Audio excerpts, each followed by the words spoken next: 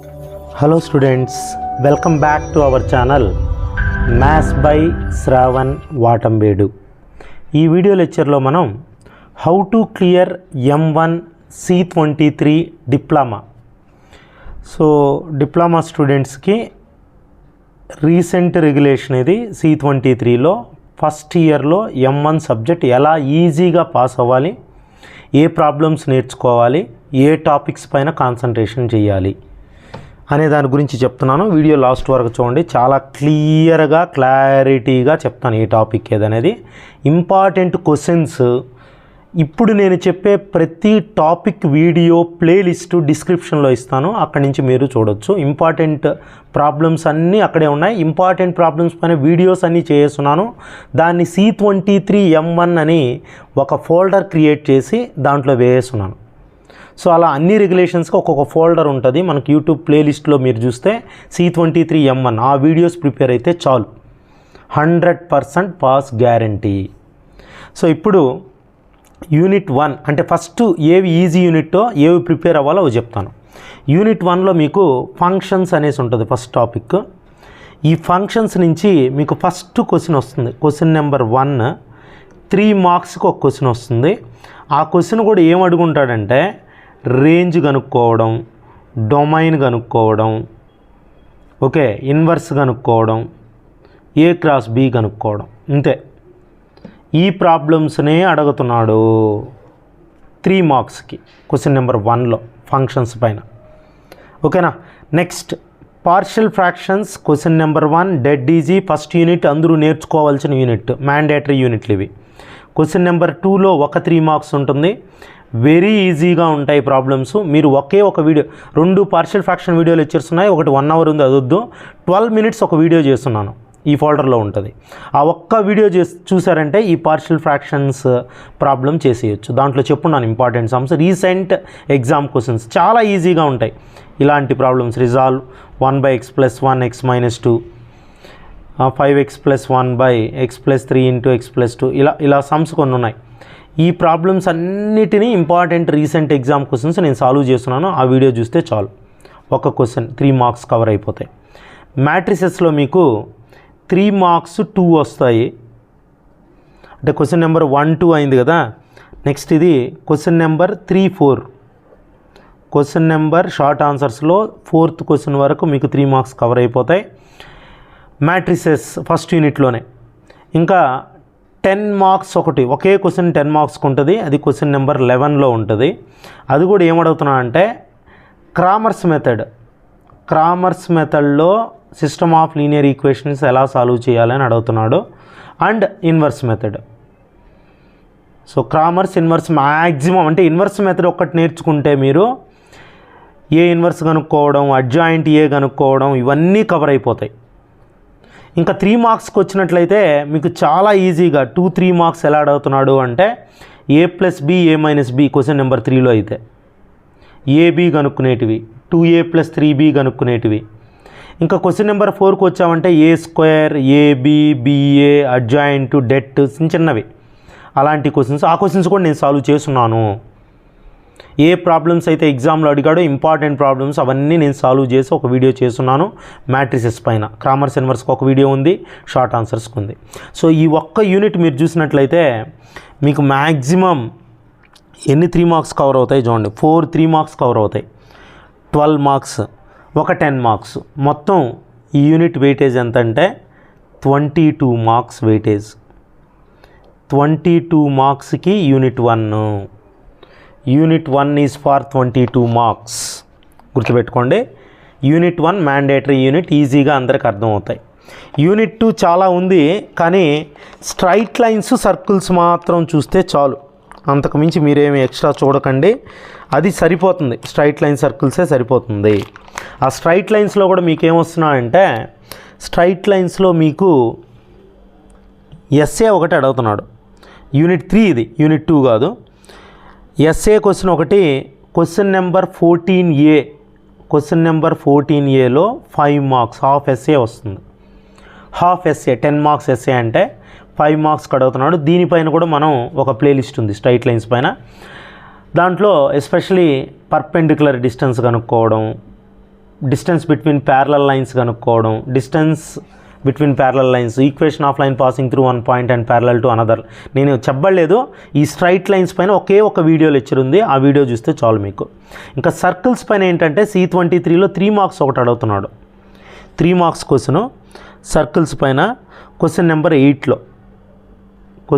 8లో ఒక 3 మార్క్స్. అంటే ఈ యూనిట్ వెయిటేజ్ ఎంత అవుతుందంటే మీకు 5 + 3 8 మార్క్స్ ఈ యూనిట్. నేనేం చెప్తానంటే M1 పాస్ అవ్వాలి అంటే అది ఏ రెగ్యులేషన్ అయినా యూనిట్ 1 యూనిట్ 2లో ఈ topics matrices, straight line circle, partial fractions, functions 22 + 8 30 marks ఈ 2 యూనిట్సే. ఈ 2 యూనిట్స్ ప్రిపేర్ అయితే 30 మార్క్స్. ఇవి మ్యాండేటరీ యూనిట్, తప్పకుండా ప్రిపేర్ అవ్వాలి. నాకు తెలియదు అనే దానికే లేదు. ఈ 30 మార్క్స్ మీకు వస్తాయి ప్రిపేర్ అయితే. నేను చెప్పాను కదా, ప్లేలిస్ట్ డిస్క్రిప్షన్లో ఉంది. సో నెక్స్ట్ వచ్చినట్లయితే యూనిట్ 5 చెప్తున్నాను. ఎందుకు యూనిట్ 5 చెప్తున్నానంటే C23 రెగ్యులేషన్లో మీకు unit 5 20 marks weightage, no short answers, 2 essays అనొచ్చు. 2 essays, question number 17, 18 last 2 questions question పేపర్లో లాస్ట్ 2 క్వశ్చన్స్ యూనిట్ 5 నుంచి వస్తాయి. అది కూడా ఒక్కొక్క టాపిక్ ఒక్కొక్క క్వశ్చన్ అన్నట్టు. 17A జామెట్రిక్ అప్లికేషన్స్ ఉంటే, ఫిజికల్ అప్లికేషన్ 17B, ఇది 18A, ఇది 18B. వీటిలో కూడా గన్ షాట్ క్వశ్చన్స్ ఉన్నాయి, మనం చేస్తున్నాం. ఇంపార్టెంట్ క్వశ్చన్స్ కూడా ఒకే ఒక పేజ్ ఉంటుంది. ఇంపార్టెంట్ క్వశ్చన్స్ ప్లేలిస్ట్ కూడా ఒక్కొక్కటి ఉంది, ఒక్కొక్క వీడియో ఒక్కొక్కటి, 4 వీడియోలు 20 మార్క్స్. దాంట్లోనే ఇంపార్టెంట్ క్వశ్చన్స్ విత్ సొల్యూషన్స్ ఉన్నాయి వీడియో లెక్చర్లో. సో దీంట్లో నేను చెప్తున్నాను ఇంపార్టెంట్ టాపిక్ అనేది దేనిపైన అనేది, finding length of tangent, length of sub tangent, ఇలాంటి క్వశ్చన్ ఒకటి ఉంటుంది. అది most important. Sub tangent, normal, sub normal అలాంటిది. అలానే finding equation of tangent, normal, angle కనుక్కునేది. 3 టాపిక్స్ ఉంటాయి, దాంట్లో ఇది ఇంపార్టెంట్. సో 17Bలో మీకు వెలాసిటీ, యాక్సలరేషన్ కనుక్కోమంటారు డిస్ప్లేస్మెంట్ ఇచ్చి, అది కానీ లేదా స్క్వేర్ పైన, సర్కిల్ పైన సమ్స్ ఉన్నాయి. Radius of a circle is increased by some centimeters, 1 centimeters, what is the change in its area.